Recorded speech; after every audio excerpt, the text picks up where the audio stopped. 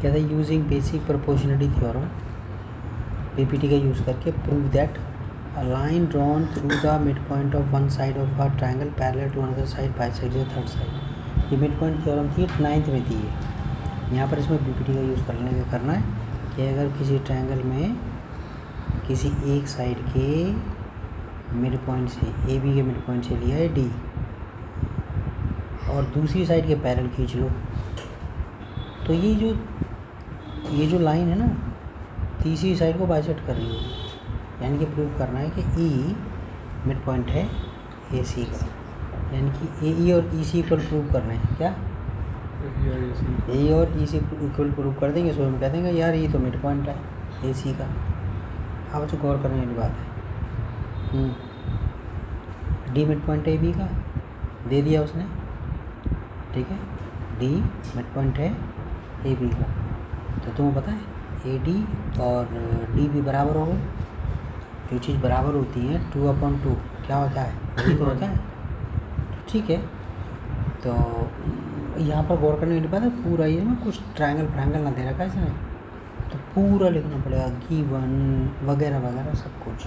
तो क्या लिखा, a triangle A B C in which D is the mid point of A B and D E parallel है B C के, और ए सी को कहाँ पर मिल रही है, डी ई पर, कहाँ, meeting A C at E, to prove D bisects A C. ये प्रूव करना है।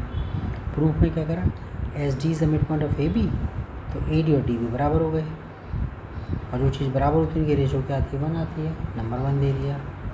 अब गौर करने वाली बात है, अब हमारे पास ये भी दे रखा है डी ई बी सी के पैरेलल है, डी बी सी के पैरेलल है, ठीक है।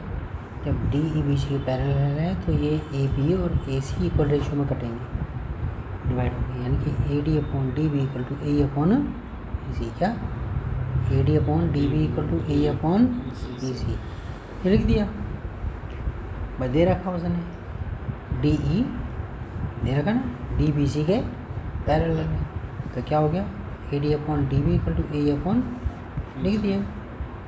लेकिन आपको पता है A D upon D B कितने बराबर था, 1 के बराबर है, 1 के बराबर ना।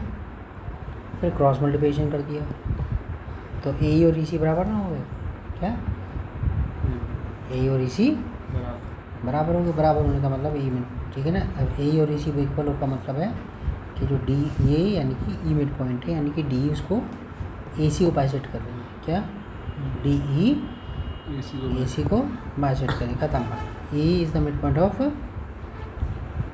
ये भाई, तभी तो ये ए इक्वल टू ई सी होने का मतलब क्या है, ए इक्वल टू ई सी का मतलब है कि ई मिड पॉइंट है। ई मिड पॉइंट का मतलब है कि डी ई जो है ए सी को बाइसेक्ट कर रही है, डी ई ए सी को, ठीक है। बच्चे जो है समझ लेंगे, उतार लेंगे, इसे टेब लेंगे। मैंने कहा कोई कितना समझा ले, जब तक बच्चा उतारने के बाद पेंसिल से उतारे, पेन से नहीं, तो फिर वो देखे क्वेश्चन को। ज्योमेट्री समझने के बाद लाइक करने की चीज़ होती है, लाइक।